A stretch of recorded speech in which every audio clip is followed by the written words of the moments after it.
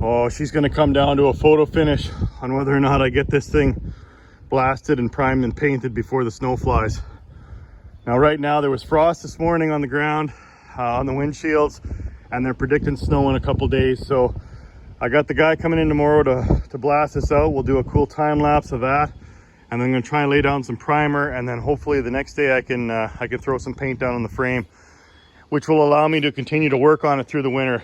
So fingers crossed, she's gonna come down to the wire. This is gonna take Cracker Jack timing, Wang. Total concentration. You ready, Jack? I was born ready.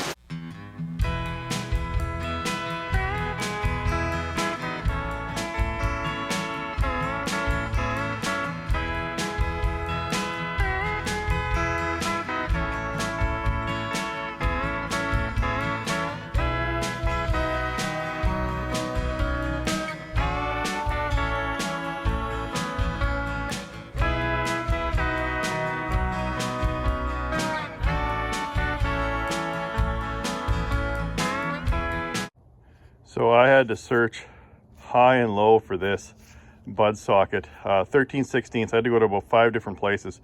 Finally found it at Greg's distributor. He had one left. So the cheap socket that came with that $60 torque multiplier I bought on Amazon was actually a metric, a 21 millimeter, which was a little sloppy and was likely why it stripped out. So this one fits like an absolute glove, just like it's supposed to. Look at that. Nice and tight. So I should be able to get all the nuts off here finally and get these wheels off. What I'm planning to do is jack it up, and I'm going to set the suspension on some railway ties so it's nice and open, because I've got the sandblaster coming next Saturday. And we'll get this whole frame cleaned out and then primed and painted.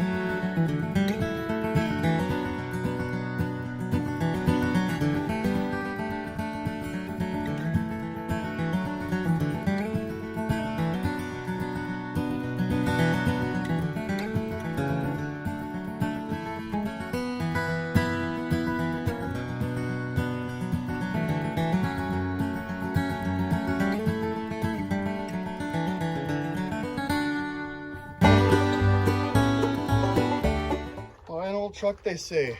It'll be fun, they say. Oh, I hate these rusty buds.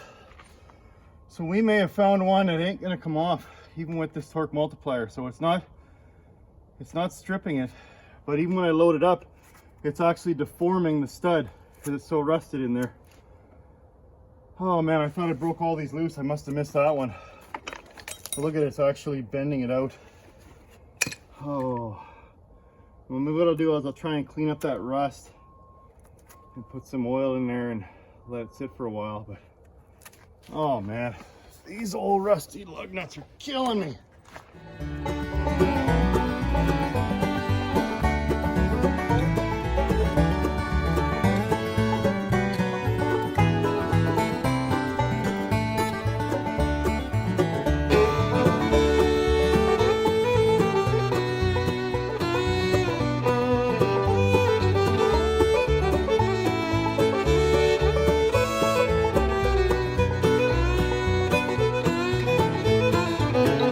Chemistry lesson, boys and girls. Always said it, that steel and aluminum do not play nice together. And with enough time and winter salt and seasons changing, it'll just weld itself together. I can't believe even when I went and got the bigger hammer to try and bang this thing off of here, I thought it would have busted loose. So I don't know, I got some penetrant oil in there. We'll let it sit for a bit. And then, I don't know, maybe I have to throw a little bit of heat to it. Oh man, these wheels are just killing me. Don't buy a truck with steel wheels, folks. Stick to aluminum. Sometimes you need to work smarter, not harder. So I thought, I wonder if I could just use something to push off the frame. So I just kind of set that in there, and there's a little riser on the differential there that I was able to use the jack and push against the wheel, and she actually popped off. So there you go. Where there's a will, there's a way. You just figure it out with what you got in your toolbox. All right, so same thing on this one. It's just as seized as the back wheel was. So I got the jack set up here, or the bottle jack. We'll just see if this will pop her loose. Oh, sticks too long, great.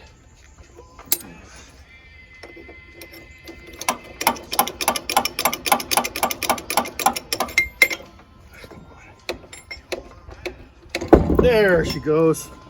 Look at that. Oh, man, these big wheels and tires. She makes a lot out of a guy. All right. That was a lot of work, but it was worth it. And I'm glad I got it on those railway ties. I think that's going to be real stable and safe. Not like the rickety ass jack stands I had when I did the Pete. But man, having wheels off it and having just the frame and the hubs, it's bringing back memories of when I worked on Old Blue. History repeats itself. But yeah, she'll be real stable there. That's probably where she'll sit for winter.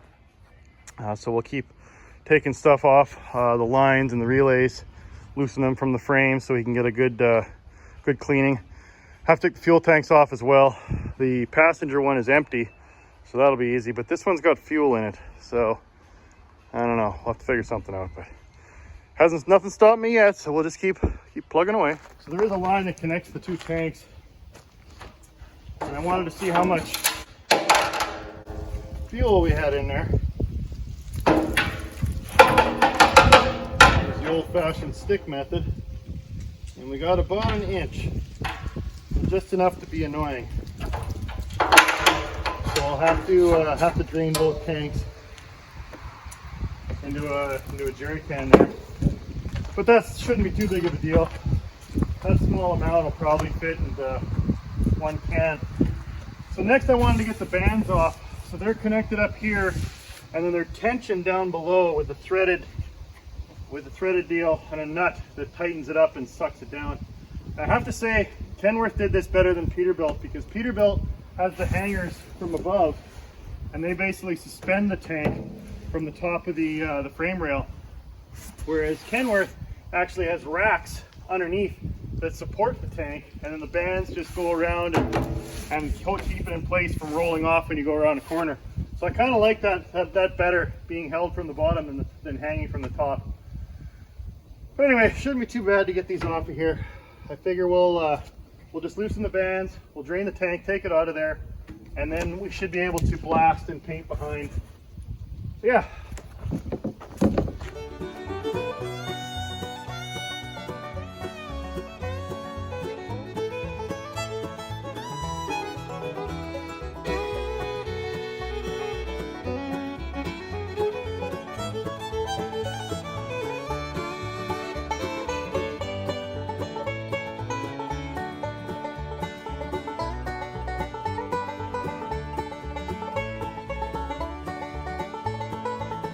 Oh, look at that good stuff.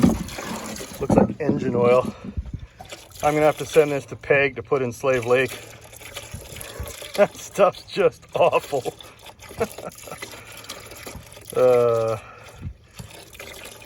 Think how happy that Cummins will be when we put some new fuel in her. Good fire starter though.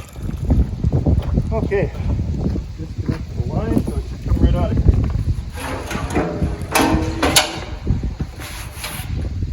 Bit of corrosion. I don't know if we'll be able to polish that out or not, but we'll see, I guess. All right, done. Okay, one down, one to go. Okay, I think she's just about ready for some blast media. Got a few more lines I got to release from there. Take those relays off so we can get at the inside of the channel. But other than that, I think she's pretty well ready.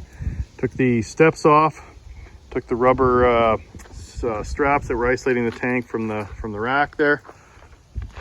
And yeah, I think she's gonna be good. Hopefully it's not too cold when the day we blast, and I can lay some good primer on there and some nice black paint and keep progressing this project forward. What do you think of them new air breathers?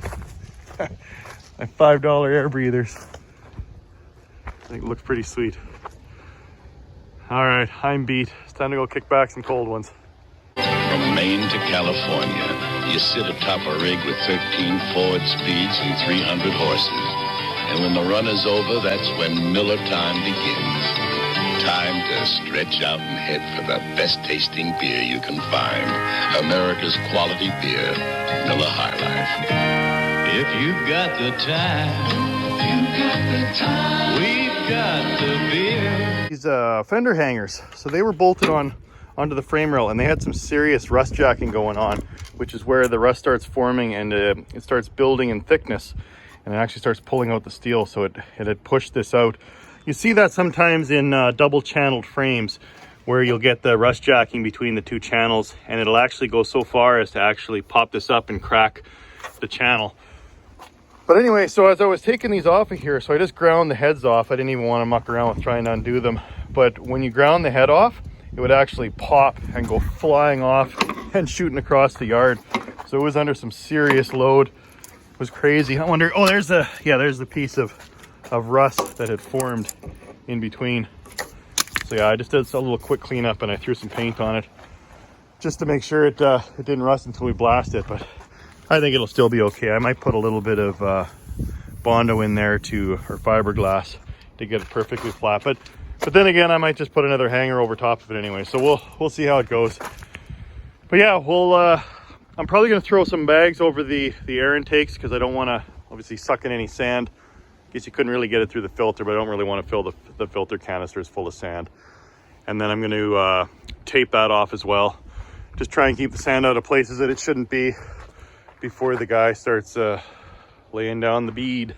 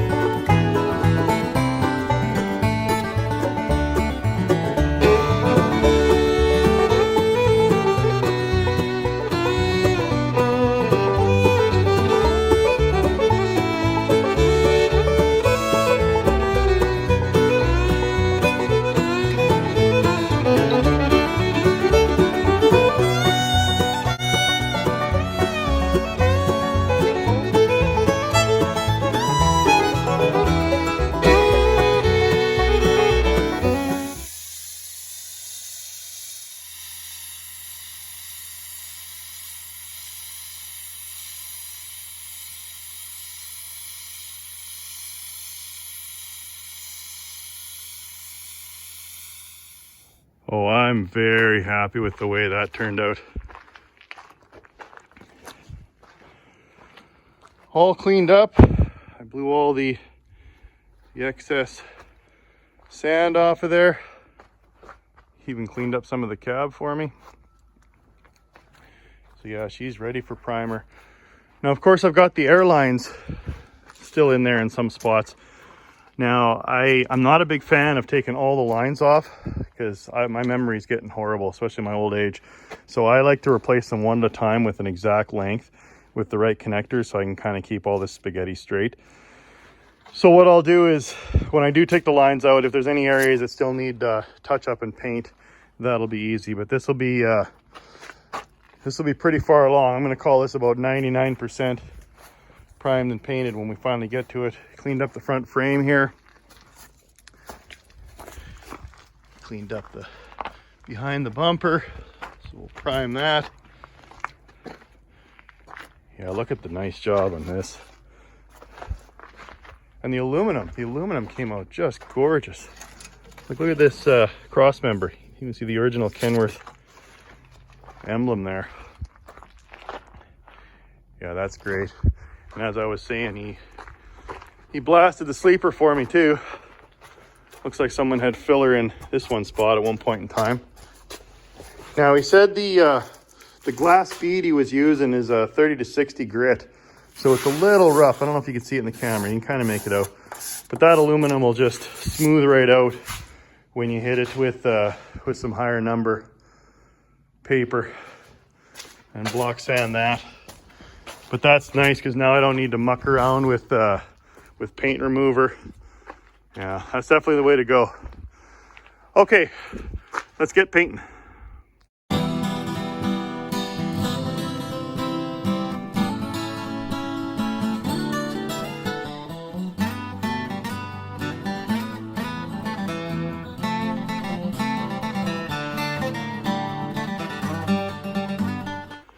Yeah, it's coming along nicely. Looking good, so we'll continue to lay down the primer. That's one nice thing. I got a smaller gun. I got a low volume, low pressure gun for two reasons. One is because I did the Pete with the not the gravity feed gun, but the reverse one, the old school one, and I don't really have enough volume out of my smaller compressor, so I got this guy, and she's working real nice. I think this was about 70 bucks off of Amazon. I mean, it's a knockoff of the $500 jobbies, but it seems to be working just fine. And again, a frame isn't the body, so we'll fill her up again and keep on going. It's kind of fun.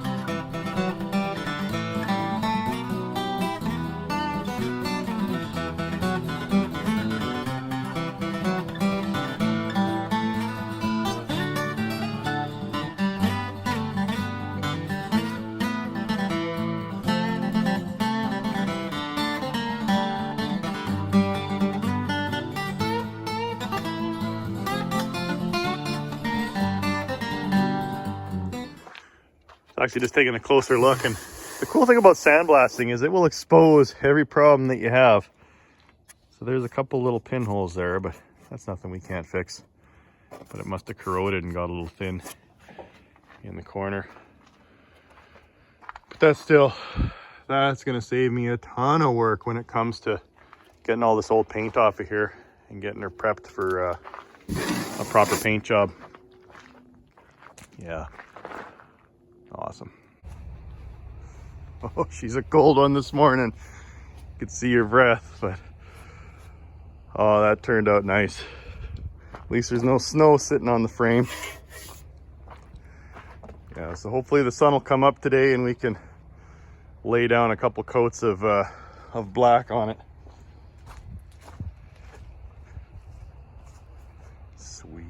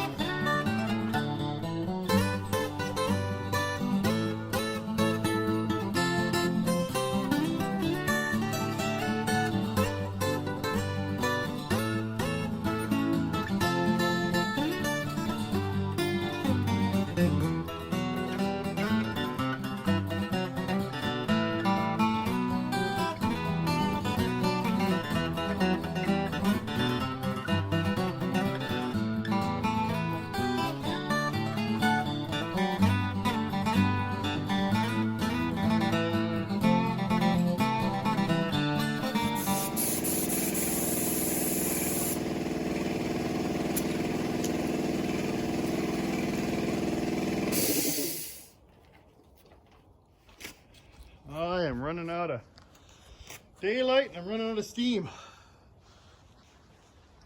Okay, let's go take a closer gander. So yeah, she's far from perfect, but I think it's good enough for this outfit. That actually looks pretty good. I'm happy with that. I may have missed a few spots, but we can always catch those in the spring. That's looking really good.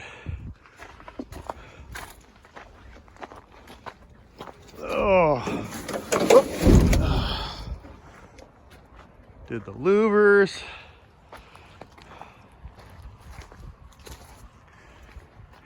Did the baskets for the battery and the toolbox on the other side, or the air box on the other side.